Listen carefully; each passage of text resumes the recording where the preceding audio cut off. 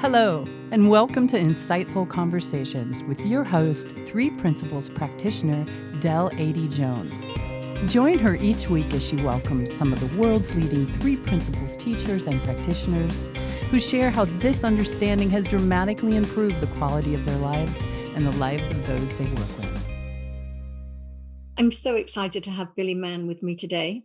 Billy is a father, husband, entrepreneur, business owner, coach, blogger, soon-to-be author, and all-around lover of life.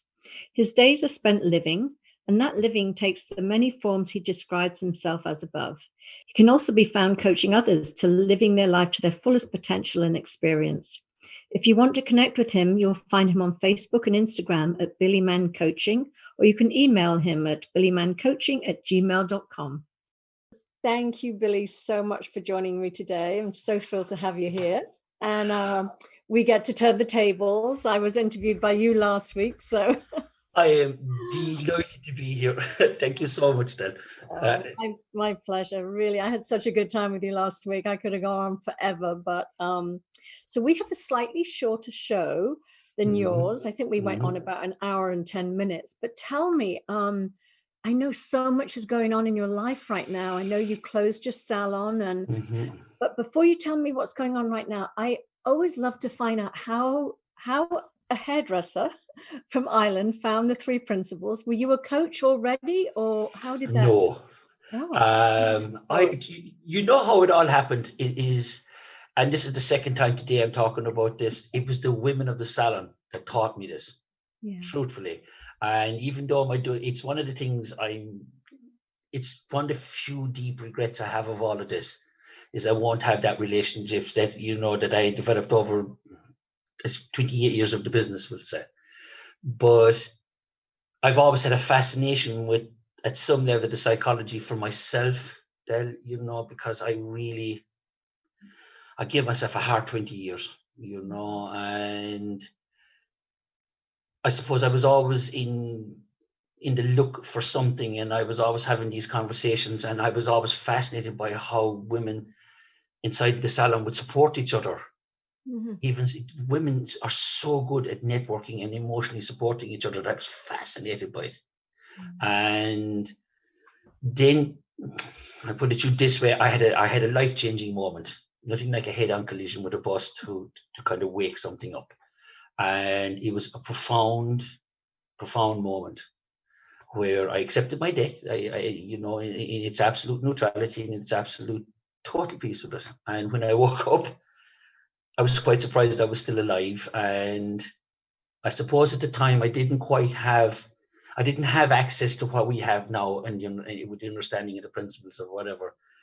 So I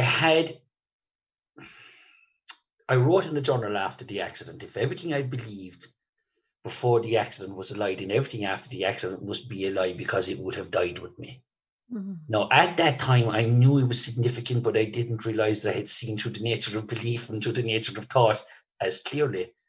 So then I because the darkness took over again, and I thought, oh, my whole life is a lie. So for a while again afterwards, it took me back down the rabbit hole. And then I knew that around the time my brother-in-law passed, that it was time to start doing something about this. I couldn't live in this. So I began to pursue through NLP, and I did all these different modalities training, and they were everything but.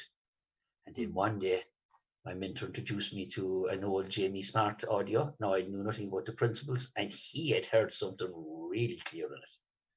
And that's what started it. And about 4 or 5 months later, I was sitting talking to my nephew, whose dad had deceased, and he started to tell me a story. And then in that instant, it changed. Wow. I knew in that instant, this is exactly what I'm looking for. Yeah. I knew it. I could connect that moment that there was something beyond what I had seen. Yeah.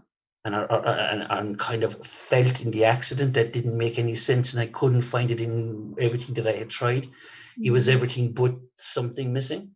Yeah. And that was essentially how I came across the principles. And that was 8 years ago. Wow. It was 8 years ago. Doesn't it often takes something that profound to wake us up. So Yeah, my mentor would say that some people get a gentle nudge and some people need to be hit by a bus. And that's literally what happened. I got hit by a bus, Oh and my that's what woke me up. Yeah. Yeah. Wow, that's fascinating. So you were a hairdresser or you had your own business. You must have been a hairdresser for a long time, but you had your own business for 28 years that Mm. just closed. I mean, what was it last week? Just a few days? Yeah. I suppose I made it public last Thursday, Mm-hmm. and Yeah. then my 52nd birthday was on Saturday. You Yes. know, Okay. so Happy it happy was, belated birthday. yeah, it was quite a roller coaster then. And I was just talking to a friend of mine there online there a while ago, and I was saying to them that I had to put my phone down for about 18 hours Mm-hmm. because it was just phone was ringing and messages, and it was overwhelmingly emotional and beautiful. Yeah. It was, but I knew it was time. I just needed to let all this settle a little bit. It was quite powerful stuff. Yeah.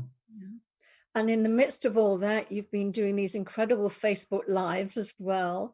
But I I'm know. curious how you managed to do it all, basically. How did you manage? Because you've been coaching for the last Mhm. 8 years as well as running a business.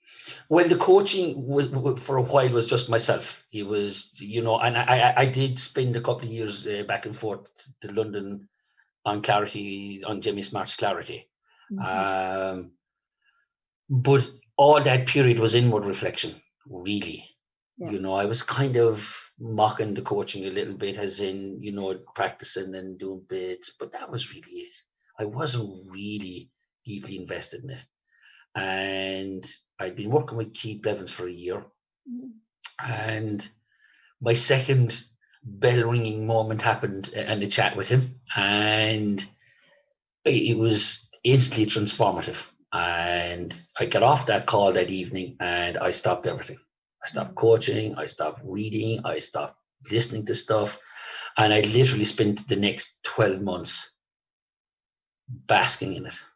Wow. Well, tell me what that experience was.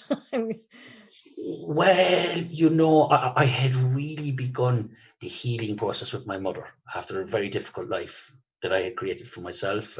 And she had a difficult time herself. And I think as I started to get into the principles, I started to in the self coaching, in the self awareness, etc. What happened out of that was that I remember having, how these things can happen in insight, and I realized my mother was a woman, not just my mother. And then I began to see her struggles, and she had dementia. And so with all of that, I began to see the difficulties that she had in her own life, and then how it formed her misunderstandings and stuff. And then out of that came this extraordinary level of compassion for both of us. mm, And it all kind of came together then around the time I was working with Keith and stuff. And then we just had a conversation one day. I sent him an email and I said, Keith, we're almost finished. What would be the one lesson you'd want to make sure I've learned? mhm. And that evening we had that conversation, and right in the middle of the conversation, he said, there is no self. It's just a thought. Wow. I don't know how or where or what, it literally stopped me on my tracks. Mm. And I just stepped back from life. And I spent the next 9 months then until my mother passed in her company all the time and the evenings, and it was a beautiful experience. Wow. I'm just struck by the synchronicity of 9 months to rebirth a whole new experience. I know, yeah, I know. I had 20 something years of contractions though, I gotta tell you. That's funny. False labor. Um, Yeah. yeah. Wow, that's so profound. Yeah, I love Keith. He's such a beautiful, gentle man. Oh my God. Yeah. So so you took that 9 months off. Were you were still running the salon though? I was literally turning up for work every day. That was it. Mm, yeah. And I was working inside in the salon. I was just hairdressing. I did nothing else. Wow. And I kept it really simple. Really, really simple. I was about to say that I'm sure sometimes, being, having, people confiding in their hairdresser can also be a form of sort of coaching and therapy. So, well, absolutely. And that was one of the things that led me into this originally, was there were some moments inside in the salon, when the salon would be quiet and I might be on my own with a client and you might just push a button without realizing it. And suddenly you'd find yourself, well, it's late in the afternoon, I'd probably lock the door and spend the evening with the client inside in the salon, because they might just, sometimes somebody might need that moment. Yeah. Oh, that's so beautiful. And it was, then I kind of part of it thought, well, if I'm to do this right, I don't want to be saying things to people that mightn't be helpful, or I might say the wrong thing, or, and become conscious of stuff like that. And that's, it all kind of clustered at the same time, essentially. I just got the long hand of God, essentially just pushed everything together and made it happen together, painfully for a while, I might add, but. No, exactly. I'm sure. And yeah, there's so many good things that have come from this virus. I mean, it's as devastating as it has been for so many people, and I don't mean to diminish that by any means, but I think it's forced people into situations they might have never sort of really taken on. And it sounds like this, has helped you, steer you into the direction where clearly you have not only a calling from yourself, but from other people for you to step into this role fully. I remarked to a client earlier on today when I said that the Billy Mann that went into Corona is not the Billy Mann that came out of Corona. Yeah. It's been incredible. When I started running the lives, it was simply, as a way to serve and bring as many brilliant people like yourself together, so that we could just deliver a message that, it'll be okay, we will get through this, that even though you may be swept over by something, you will get through this. You will get through this. And it started from that. So it was like having these incredible coaching sessions, personal coaching sessions almost every day. But in the meantime, the demand from my conversations ran parallel to that, because now I had more time to get into this. But that wasn't what really was, that it was what happened for myself that really just changed. Yeah. And it's never easy to close a business after 28 years. It's never easy to do that. But circumstances were as they present themselves, that, I could go back, but it's not really what I want to do. I could put in all this work, but there's no guarantee that there's a lift in it. And I sat down and looked. I separated what for many years was my identity. I'm a very well-known hairdresser. And the pride of this and all, and all that. And I kind of went, well, what's actually in front of me here right now? And that's what kind of started the conversation. And then when my number two said, because her dad has been unwell, and and she spent a lot of time with him and stuff, she's like, I'm not coming back. It's too unsafe for me to be exposed to the public when I'm minding my dad. And I knew then in that moment that was that. Yeah, I'd been sick last year for a number of months and on and off, and I kind of went to myself, well, look, I'm being told something here. Yeah. I've been told something here that it's time to maybe. So I'd known about the decision for about 2 weeks. But truth be known, it's been a lot longer in the oven than just the last 2 weeks, because in here I began to reflect on how I felt about everything, about my life, and about how I saw life, and coming back into the dream, coming back into the real energy of life, that I felt that I'd been trading time. I hadn't felt it for a good while, that I had been expanding and creating again. you know, and that's the feeling that I've had with these last number of months. And it's a feeling that I don't want to let go of. Yeah. And then when myself and Michelle spoke about this, I was heartbroken. I love her. We worked together side by side for 13 years. She came to me out of school, literally out of school, and came in my door as a gobby little teenager. And she turned into this magnificent woman. Magnificent. Hardworking, clever, intuitive, brilliant pair of hands in her, and an excellent companion to work with. Wow. And I've always had a policy. My staff, virtually all of them, stay with me for long periods of time, you know, and the majority, it wouldn't be just 6 or 12 months of a year or two. The majority of my staff would spend long periods of time, like 6, 8, 10, 12 years, you know, and because I believe in relationships. Yeah. And it's obvious why they would want to stay. well, you know, it's mutual respect. Mm-hmm. It is a mutual respect thing. And one of the things that I've always had, and I would say this to people who are running businesses, especially smaller businesses, that if you're going to spend time with somebody so intimately, you know, working together side by side, it may as well be with somebody you can love. Mm-hmm. You know, because if you're taking your time away from your family and and if the opportunity presents itself, work with people you love to work with. That you can, you know, that there's a reciprocal caring relationship there, and it just makes everything so much easier. It sounds like you really stepped into embracing the unknown, which I think this understanding gives us, that, you know, so many people hang on to what they know, even when they're not sort of fully satisfied anymore, because of the fear of the unknown is, you know, too overwhelming for them. But I think with this understanding, for me anyway, I love the unknown now. I just love it. I love, because I know.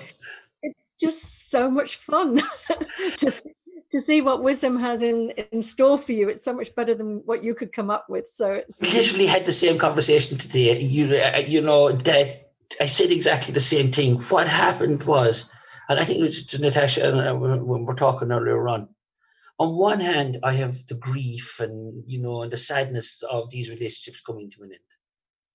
I do, you know, I mean, look, the business, it is bricks and mortar, but it's the people, you know, it's the people that make all these things worthwhile. And, you know, there's a substantial reduction in that part of my life, and I'm letting go of lots of deep friendships and relationships that I built over that period of time. But on the other hand, the juice, oh my God, the fizz, you know, I can't describe it any other way too, because with the dropping away of like the worry around the salon and all that stuff, it just all stopped. And one of the most powerful lessons that I have learned so far is the fear of making the big decision is worse than making the big decision. Oh, yeah. Mm-hmm. The fear of making the big decision is far, far worse than making the big decision. Because the moment that I pulled the trigger on it, and to be honest about it, when I announced it last Thursday, it was in due deference to the girls and making sure we were together to come together to be able to do that and to announce it publicly rather and because sometimes people would like to talk and they like to spin a different story and none of which would have been true, because this finished on a level of mutual respect and love between us. And we're all going off in our separate directions, but it wasn't a split. We just realized that our life for the three of us had gone off in separate directions. Mm-hmm. And that was... And sorry, carry on. And out of that, then, you know, it leads to, you know, to an ease, you know, that when it comes to winding it down and the financial implications of it and things that need to be tidied up and we're back and forth, you know, getting stuff organized, there's a conscious realization that the way that life is shaping out now has more to do with who I am now than it has been before. There's an alignment in this. Yeah, that's so beautiful. And going back to what you were just saying before too, it's that, you know, I think you were saying that, you know, the fear around making the big decision is worse than making the decision. And I think that's very much coupled with when we're in our human minds, we think that there's a wrong and a right decision that needs to be made, and we're afraid we're going to make the wrong decision. And I think when we realize that, for me anyway, I think there is no such thing as a wrong decision. It's just Like a whatever decision. decision you make, exactly, and it's all taking you forward towards something, so it can't be a right or a wrong one. And I think when we take that off ourselves, it's easier to just say, you know what, I'm going to follow my heart. I'm going to follow this path. I'm just going to follow that golden thread and see where it takes me. I have no choice. Yeah. In that instance, I've got to say this, Del, that I'm along for the ride here.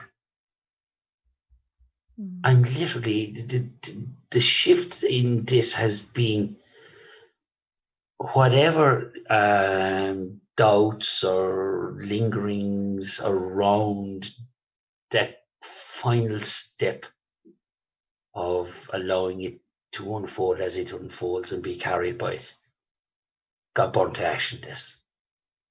It got burnt away.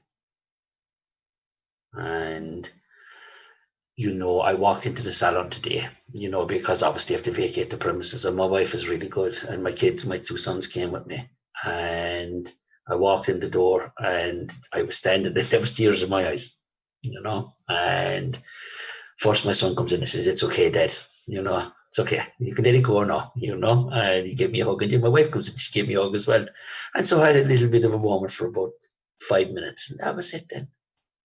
I was able to be with the expression of it and the loss of it, because it wasn't. There was nothing wrong with it. There was nothing. It just had reached its natural conclusion, and to be at peace with that. And funny, it's how I coach people. I never set a limit on a finish period. For me, it just right now in my life, it makes sense of, let's work together for a period of time. But the very least I'm asking you to do, if you decide to work with me, stay with me for 2 months. And then we'll work month after month after month, because I have found there comes a period of time in these relationships where there's a natural conclusion. And be open to understanding the natural conclusion of this and both moving on together. Whereas contractually speaking, or it doesn't fit me.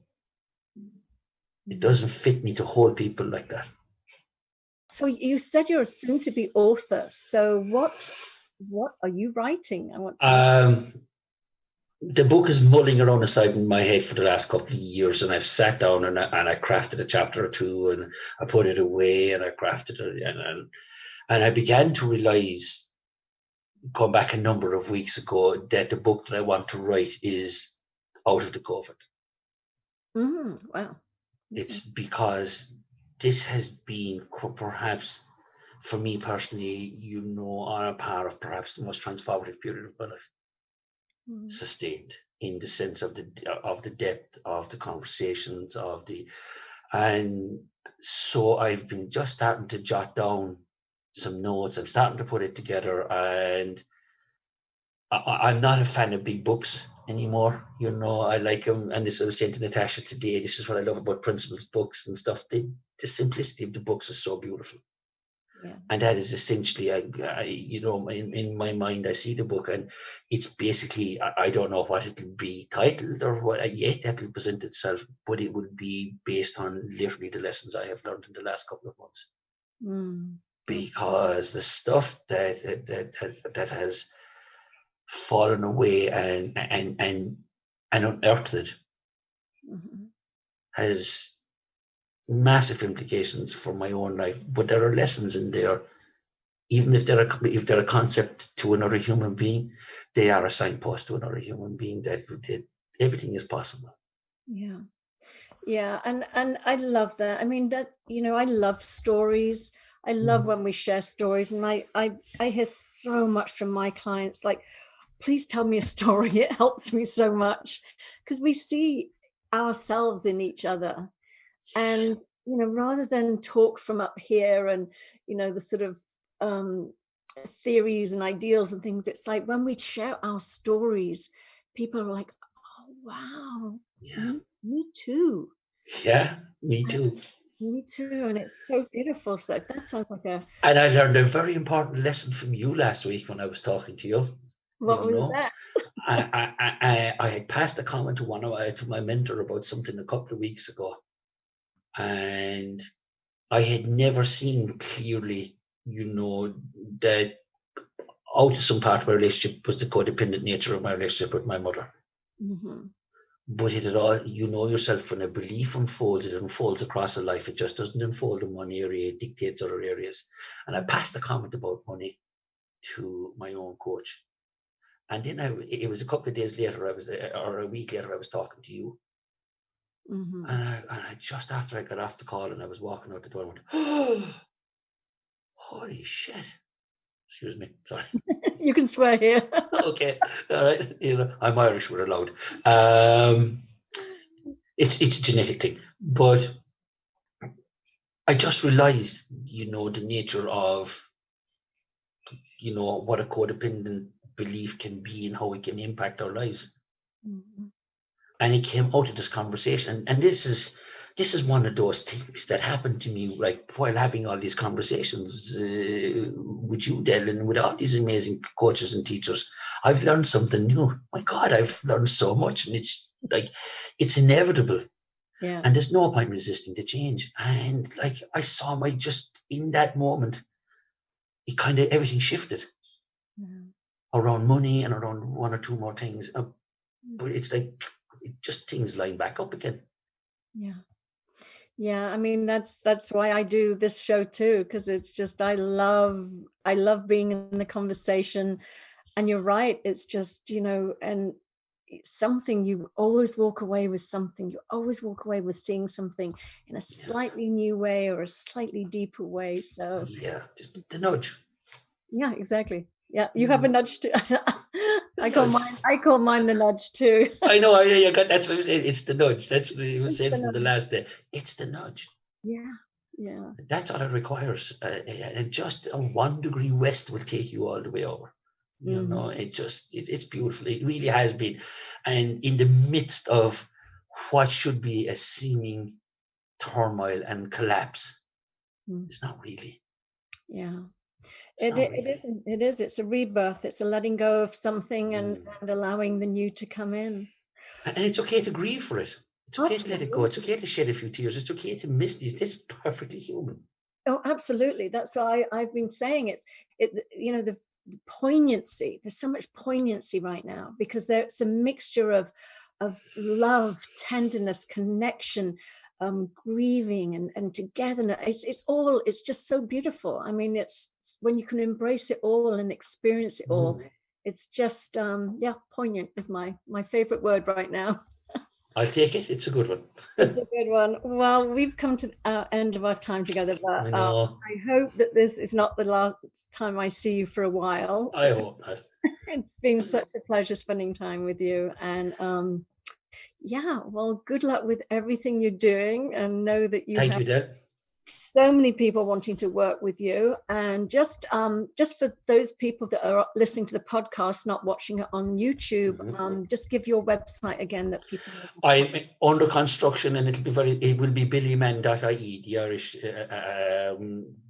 landing address. But if I'm on Facebook with Billy Mann Coaching and on Instagram, Billy Mann Coaching, both are the same, and I can be gotten either one.